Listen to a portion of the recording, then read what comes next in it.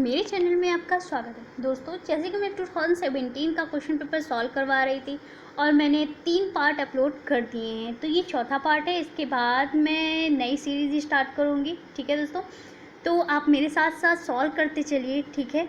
और मैं जिस क्वेश्चन के लिए जो मैं आपको होमवर्क देती हूँ, प्लीज़ आप किया करिए। मुझे आप कमेंट करके अगर अपना आंसर बताएंगे तो मुझे अच्छा लगेगा, ठीक है।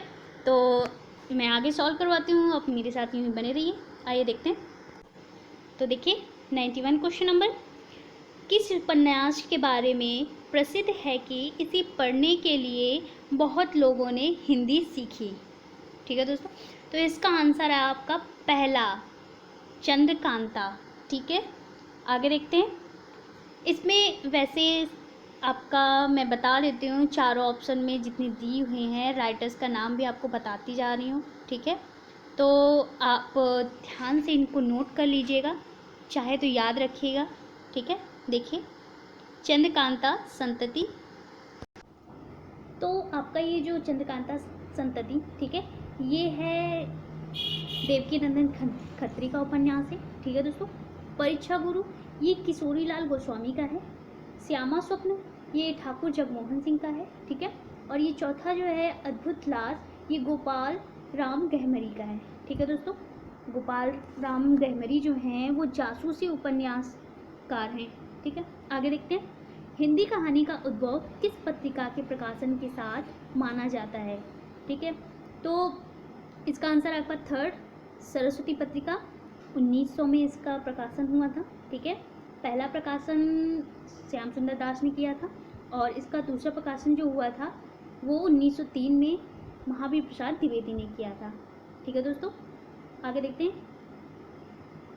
दांत, भौं, मूंछ आदि विषयों पर निबंध लिखने वाले हैं, तो इसका आंसर आपका थर्ड, प्रताप नारायण मिश्र। जागरण सुधार काल किस युग के लिए प्रयुक्त हुआ है, तो ये आपका द्विवेदी युग के लिए प्रयुक्त हुआ है, ठीक है।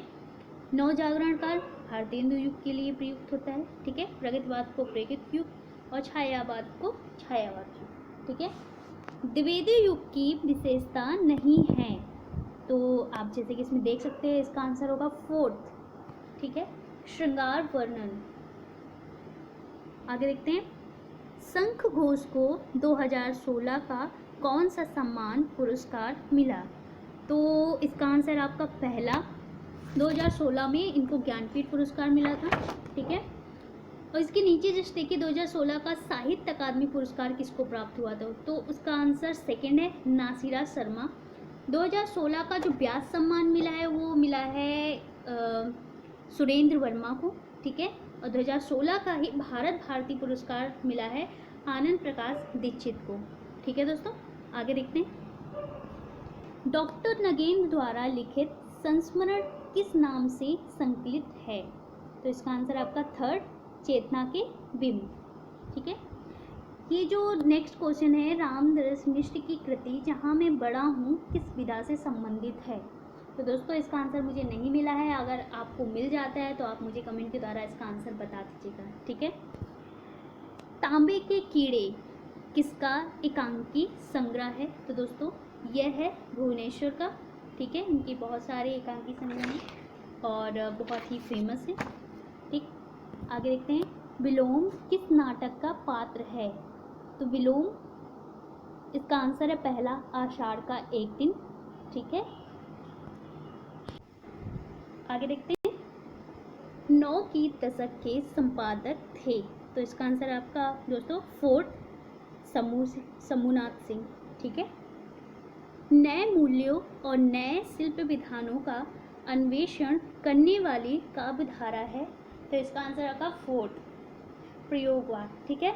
और इसके जो प्रवर्तक हैं वो हैं अज्ञे, ठीक है दोस्तों। 1943 में इसकी स्थापना की गई थी, ठीक। निम्नलिखित में किस कृति को शक्ति काव्य की संज्ञा दी गई है, दोस्तों इसका आंसर है राम की शक्ति पूजा, ठीक है। निराला द्वारा कृत्य है ये और बहुत ही फेमस है ये। आगे देखते हैं। आत्महत्या के विरुद्ध किसकी रचना है, ये रचना है आपकी पहला, रघुवीर सहाय की, ठीक है। निम्नलिखित में से कौन तार सप्तक का कवि नहीं है? तो दोस्तों इसका हरिनारायण व्यास।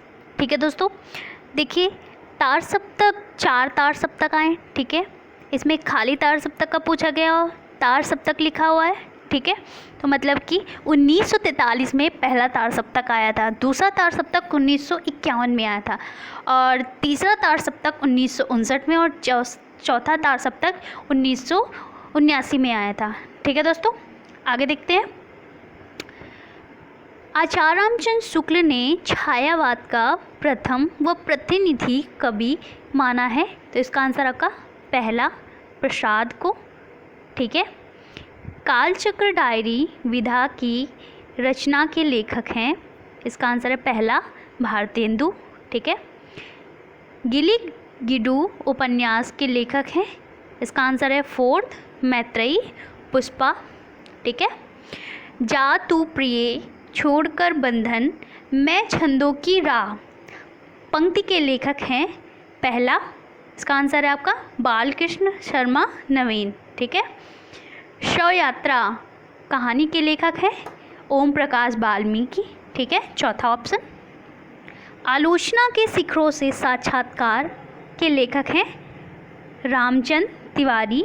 ठीक है, कसाईबाड़ा कहानी के लेखक हैं, इसका ऑप्शन है 2nd शिवमूर्ति। ठीक है, लोभ और प्रीति निबंध के लेखक हैं रामचंद्र शुक्ल। ठीक है, रामचंद्र शुक्ल के कई सारे निबंध हैं, टोटल 17 निबंध है। ठीक है, ऐसे ही मेरे इस जीवन के देवता और उस जीवन के प्राप्य क्षमा यह पंक्ति किस नाटक की है? इसका आंसर आपका 2nd स्कंदगुप्त। ठीक है, दहेज प्रथा कुलीनता का प्रश्न पत्नी का स्थान जैसी विवाह से जुड़ी समस्याओं को प्रेमचंद ने किस उपन्यास में उठाया है? तो इसका आंसर आपका 4th सेवा सदन। ठीक है, 1918 में लिखा गया है। छायावाद तत्वतः प्रकृति के बीच जीवन का उद्गीय है, उसका मूल दर्शन सर्वात्मवाद है। छायावाद की ये परिभाषा किसकी है? तो दोस्तों इसका आंसर आपका 3rd महादेवी वर्मा। ठीक है, गीत फरोश नामक कविता के रचनाकार हैं भवानी प्रसाद मिश्र। ठीक है, चिट्ठियाँ हो तो हर कोई बाँचे। ठीक है, किसके पत्रों का संग्रह है?